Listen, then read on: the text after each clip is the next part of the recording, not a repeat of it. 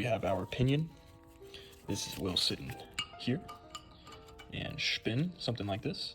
And these teeth on the pinion coincide with the teeth on the rack, and in turn, move this rack side to side. Now, what does it mean to depower a rack? Essentially, we're not going to be using hydraulic pressure. So essentially, with this housing here, we have pressure in and return. These are our transfer lines. These are the transfer ports on the housing, and it will differentiate between each side, in between the stopper, to apply power steering pressure, right? The more pressure on one side, the more it's going to push it towards the side.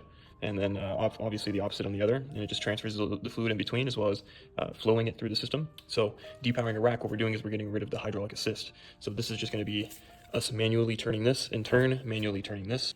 So we're going to be chopping this off. This is creating drag, so we want to get rid of any friction within this rack now, seeing as how we're no longer getting hydraulic assistance. The most we get out of this rack now is the turn ratio that it had originally, but in tandem with the turn ratio we had originally, we have to actually use our muscles to make up for that. So we're trying to get rid of any friction we can. In this case, this would be the stopper here with the seal. I'm pretty sure you can just cut these off. I'm going to cut into it and see kind of what happens. Another thing you can do is get rid of anything that's dragging on your pinion. In my case, that was these two. These are almost like valves in the transmission, I think of it. They differentiate the fluid flow in between the transfer lines on the top of the housing.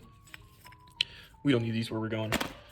This is all we need. I might throw a bead of weld around these gaps here, and we'll call this good. And then here, we actually have our preload, similar to a gearbox. So I've only ever messed with preload, or I suppose like adjustment, like sector adjustments on gearboxes before. But this will be my first time on a rack. But essentially this goes around the rack like so and pushes it this way, right?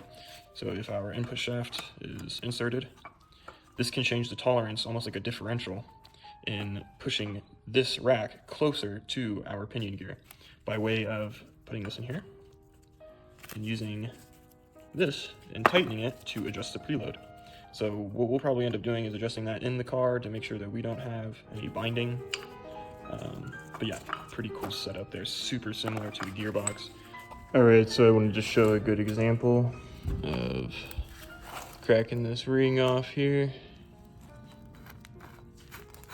Just kind of cut it in the middle, smack her with a chisel, she'll open up, and yeah, pretty simple.